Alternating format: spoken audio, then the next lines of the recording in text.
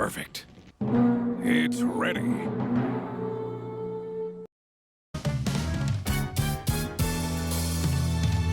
We can make bread!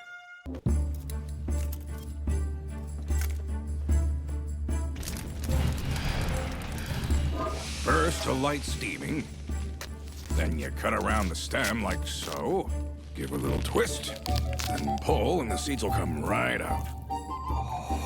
Next, you peel the skin off and pound it till it's nice and soft. Then line the bottom of the pan with it.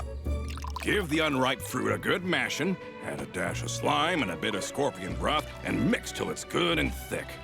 Once it's got a smooth consistency, pour in the rest of the scorpion broth and a handful of the chopped fruit. Mix it up a little bit, then pour it into the frying pan.